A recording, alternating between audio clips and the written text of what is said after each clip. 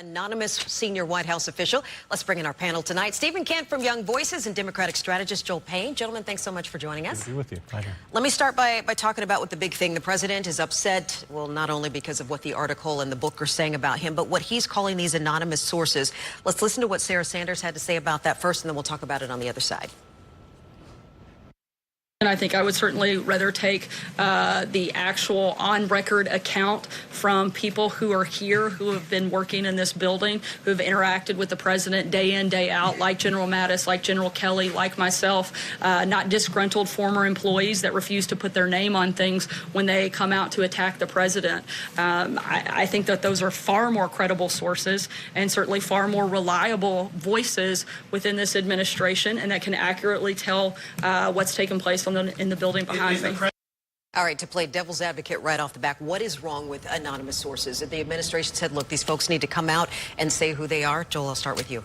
Well, there's nothing wrong with anonymous sources, and you guys know that better than anybody as journalists, right? That's how we deliver the news, but that's also how people keep them honest. That's how you keep an administration, particularly like Donald Trump's administration, where you don't know if you're getting the real story. That's how you keep them honest, by understanding what's going on from people inside.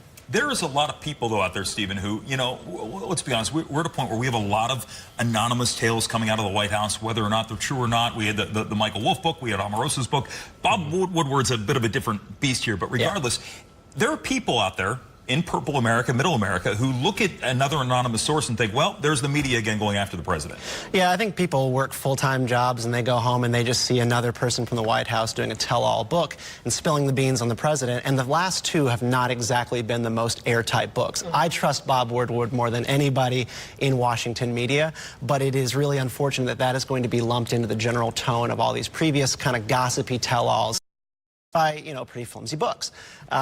This is a big problem. I don't think that it helps the media with its ongoing battle with credibility in the eyes of American voters, that they're going with anonymous sources. Someone needs to go on the record for this. But, you know, it's interesting. That Woodward book confirms a lot of the things that Michael Wolff said in his book and some of the things that Omarosa said in her book. So while the source of the book, the primary source, might be a little bit different, they have a lot of the same information. The narrative is consistent. Right.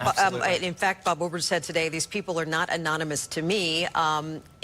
But these incidents are not unnamed incidents, which is what you're saying, that the same thing happened there. How damaging are these books, say, to the GOP heading into the midterms, or is this more of an inside the Beltway issue, Stephen? This is an inside the Beltway issue. I don't think GOP voters going into the midterms care about this at all. In fact, it might just anger them more to go out and vote and defend their guy.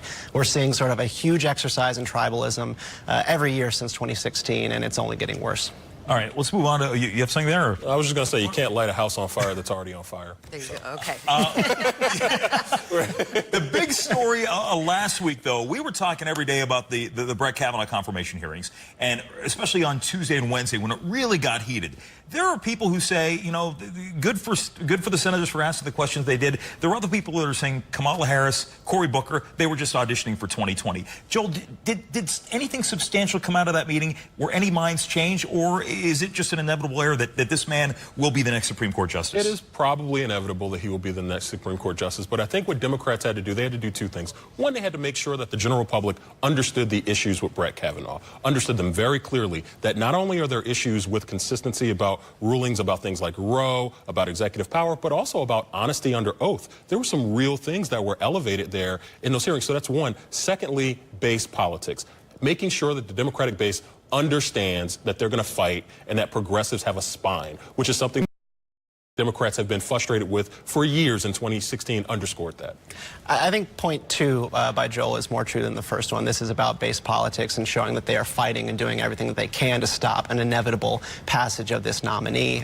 It's kind of been undercounted that since John McCain's passing and the appointment of John Kyle to fill his seat, Republicans are at a +1. So they already now have even more of an advantage than they had before to secure those 51 votes. And Lisa Murkowski and Collins don't seem like they're going to be